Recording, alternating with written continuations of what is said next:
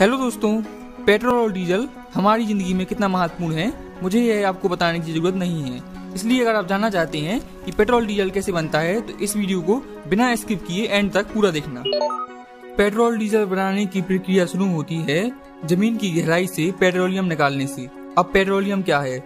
आज से करोड़ों साल पहले जो जीव जंतु जमीन के नीचे दब गए तो हाई प्रेशर और ऑक्सीजन की एब्सेंस की वजह से उनकी बॉडी डिकम्पोज हो गई, यानी गलने लगी और वह गलकर पेट्रोलियम में कन्वर्ट हो गई।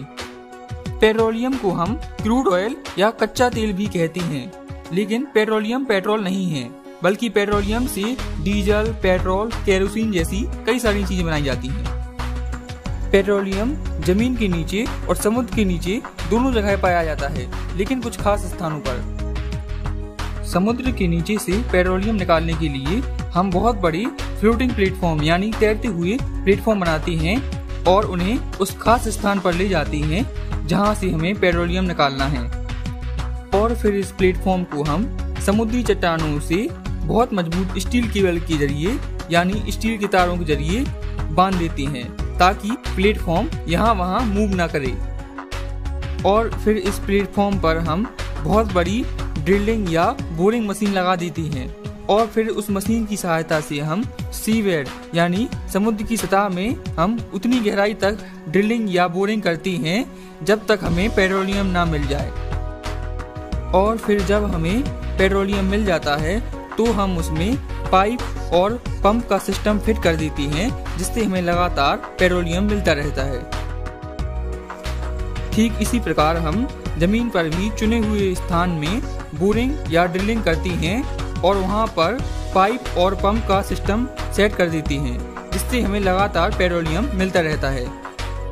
अब इस पेट्रोलियम को पेट्रोल डीजल में बदलने के लिए हम इसे रिफाइनरी में भेजते हैं डिस्टिलेशन प्रोसेस के लिए।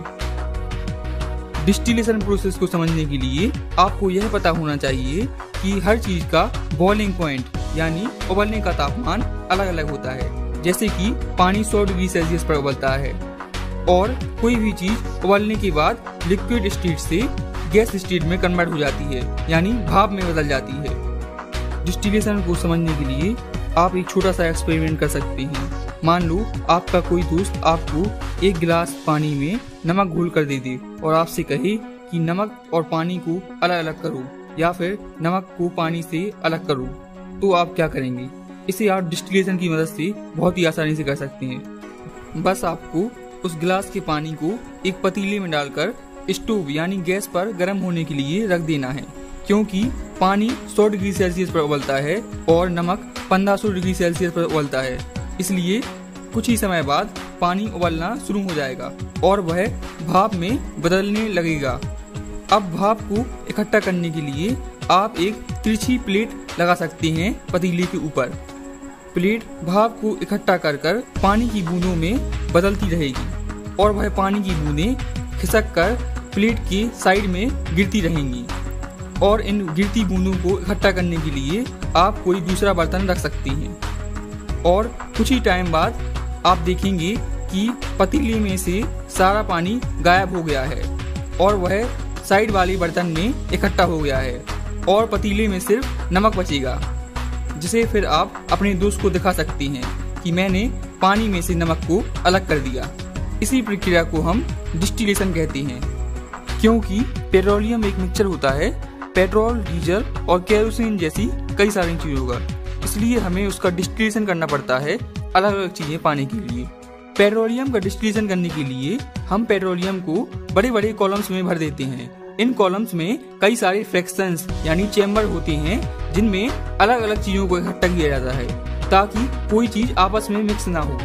पेट्रोलियम को फ्रैक्शनल कॉलम में भरने के बाद उसे नीचे से गर्म करते हैं, जिस वजह से अलग अलग चीजों की वेपर्स यानी भाप निकलना स्टार्ट हो जाती हैं उनके बॉइलिंग पॉइंट के अनुसार, जिसे फिर अलग अलग चेम्बर्स यानी फ्रैक्शंस में इकट्ठा कर लेते हैं।